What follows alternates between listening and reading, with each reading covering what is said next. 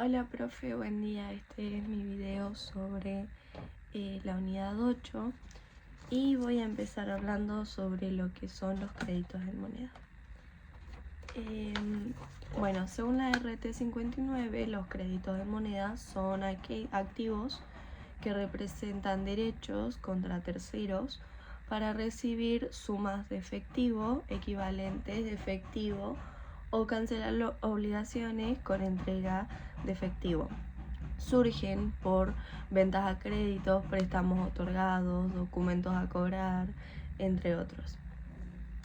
Y luego tenemos los elementos que integran el rubro, que el primer elemento que la RT menciona son las cuentas por cobrar a clientes, que son créditos que proceden de ingresos en las actividades ordinarias, que el glosario de la RT 59 se define como los aumentos en el patrimonio neto originado en la producción o venta de bienes, en la prestación de servicios, construcción de activos u otros hechos que hacen a las actividades principales.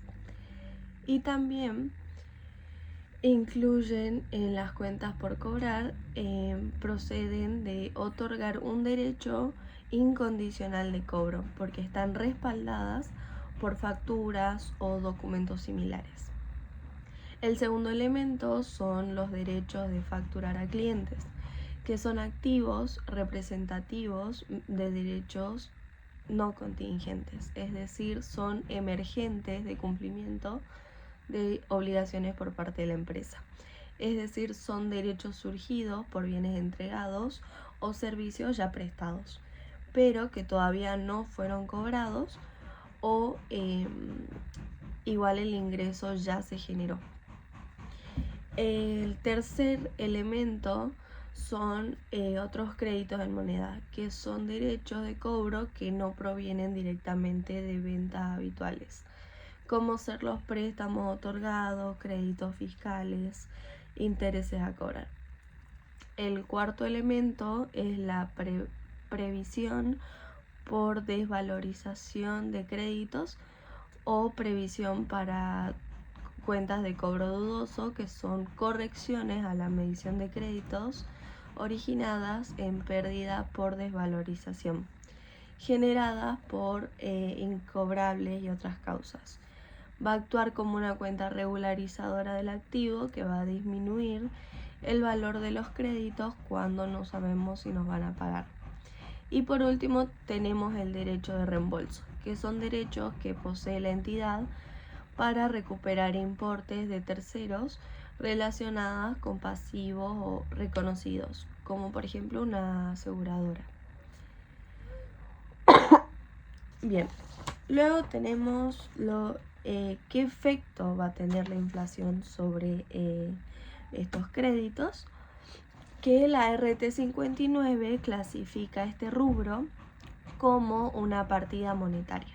Por lo tanto, no se van a reexpresar por inflación, pero generan un resultado por exposición al cambio en el poder adquisitivo de la moneda, lo que en clase llamamos RECPAM. El resultado suele generar una pérdida, como cuando se realiza un préstamo y cobramos en 6 meses sin intereses. Cuando cobremos la plata no va a valer lo mismo, digamos. Además, el resultado también suele generar una ganancia. Por ejemplo, cuando ocurren los créditos que tienen cláusulas de protección como intereses altos, siempre y cuando la inflación sea menor. Bien, luego tenemos lo que son los componentes financieros, que la RT 59 en su sección tratamiento de componentes financieros los clasifica como explícitos e implícitos. Los componentes financieros y explícitos son los intereses que están claramente pactados en una operación de financiación que es recibida u otorgada. La RT establece que deben reconocerse como costos financieros, que es cuando la entidad paga intereses, o ingresos financieros, que si la entidad va a cobrar esos intereses, que no van a formar parte del precio del bien o servicio, sino del resultado financiero. Por ejemplo, una venta a plazo y los intereses pactados, o un préstamo donde también están los intereses pactados. Y los componentes financieros implícitos, según el glosario, representan en operaciones de compra o venta de bienes o servicios la diferencia entre los precios, ya sea de compra o venta al contado, y los correspondientes a operaciones a plazo, que no se encuentran explicitados en la documentación que respalda la operación. Los componentes financieros implícitos se dividen en la segregación de ellos. Profe, disculpe si me había cortado el video porque justo me llamaron, pero estábamos en la clasificación de los componentes implícitos y que se van a dividir en la segregación. ¿Qué significa la segregación? Que van a ser por separado los intereses del precio. Entonces, tenemos, no segregará componentes financieros implícitos una entidad pequeña, ya que es una simplificación que permite la RT para reducir su carga operativa. Y sí segregará componentes financieros implícitos una entidad que no es pequeña, es decir, es mediana o grande, en caso de operaciones de cobro o pago diferido. Y para esto el plazo de al menos una cuota debe superar los 12 meses.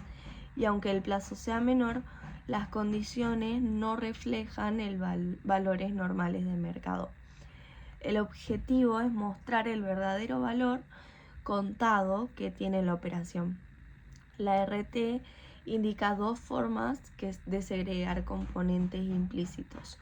Primero, descontando los flujos de efectivo futuros usando una tasa de mercado, y segundo, utilizando el precio de contado de los bienes y servicios recibidos, aplicando para la totalidad de sus activos, como en el momento de la medición inicial como posterior. Bien, ahora sí, hablando de la medición y ya definiendo lo que son componentes financieros, vamos a empezar a hablar sobre la medición.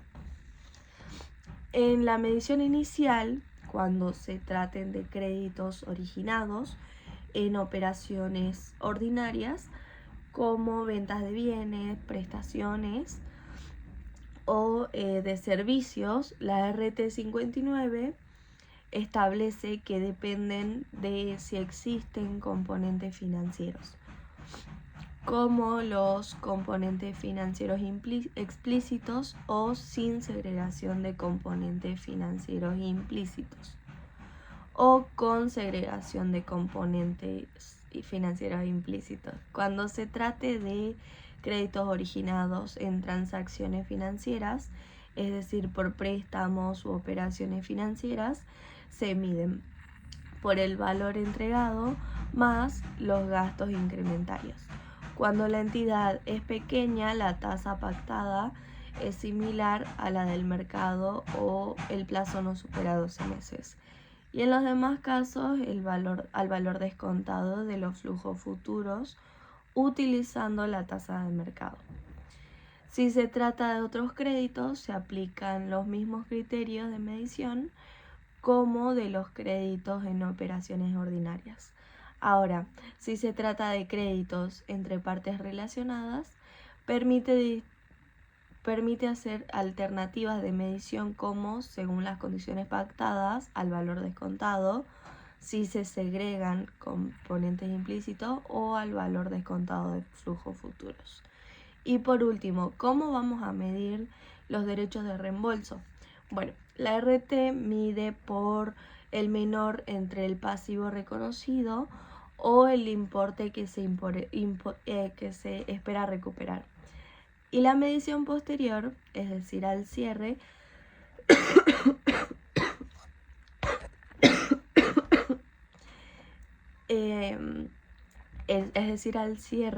excepto el derecho a facturar y reembolso, se van a medir a su valor nominal, al costo amortizado y al valor razonable. El derecho a facturar a clientes se van a medir por la suma de ingresos reconocidos o no facturados, como por ejemplo servicios prestados pero todavía no prestados. Y los derechos de reembolso se miden por el menor entre el importe original y el importe reconocido y el valor esperado de recuperación. En cuanto a la comparación con el valor recuperable, al cierre del ejercicio, la entidad debe analizar si existen indicios de desvalorización en crédito medidos nominal o amortizado y los derechos de facturar o los derechos de reembolso. Además, la RT tendrá en cuenta al cierre del ejercicio si hubo indicios de deterioro, es decir, al comparar con su valor recuperable, si por ejemplo hay cambios económicos en el activo.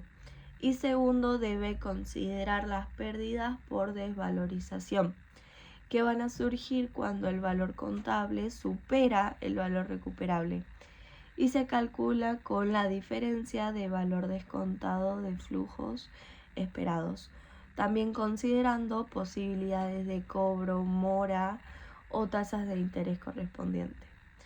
Además, es importante saber que si mejora la situación del deudor, puede revertirse la pérdida reconocida, pero siempre y cuando no supera el nuevo valor recuperable. En cuanto a la baja en cuenta, la RT establece que un crédito se elimina cuando se cobra o se limita una factura, cuando expiran los derechos contractuales o cuando se transfiere el activo junto a sus riesgos y ventajas, que se transfiere si la entidad conserva el riesgo de crédito, no da de baja el activo y lo contabiliza como pasivo. Si transfiere riesgos y ventajas, da de baja el crédito, reconoce activos recibidos y reconoce el resultado generado. También se elimina un crédito cuando acuerde una refinanciación, solo si es sustancialmente diferente. Es decir, el valor actual de los nuevos flujos difiere al menos un 10% o existen cambios importantes como garantías o cláusulas. Entonces, en la refinanciación se da de baja, se reconoce uno nuevo y la diferencia se lo va a llevar a un resultado.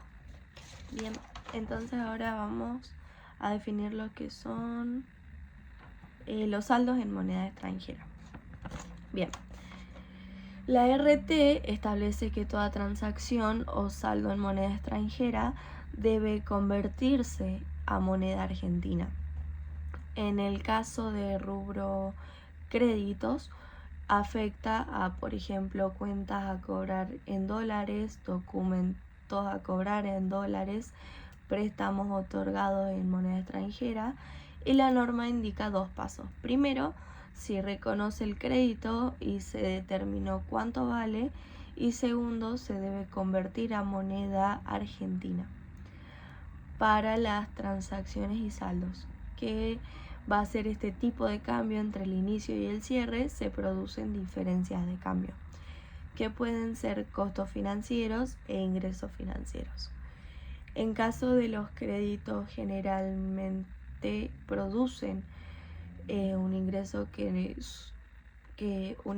o una pérdida, y se utiliza el tipo de cambio de la fecha de los estados contables cuando se miden a valor corriente y en moneda extranjera, o créditos y obligaciones en moneda extranjera, o también el tipo de cambio de cada transacción, que es a la fecha de cada operación.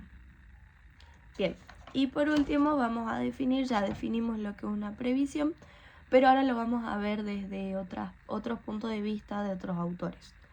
Bien, entonces, en cuanto a la previsión, Newton define que la previsión del rubro créditos Es una cuenta regularizadora de activo donde su objetivo es reflejar la pérdida estimada por falta de cobro de ciertos créditos, ajustando el valor nominal de las cuentas a su valor de recupero esperado. Se basa en el principio del devengamiento. Y al cierre del ejercicio se debita una cuenta de resultado negativo, por ejemplo gastos o pérdidas, por incobrabilidad. Y se acredita la cuenta de previsión. Gracias, profe.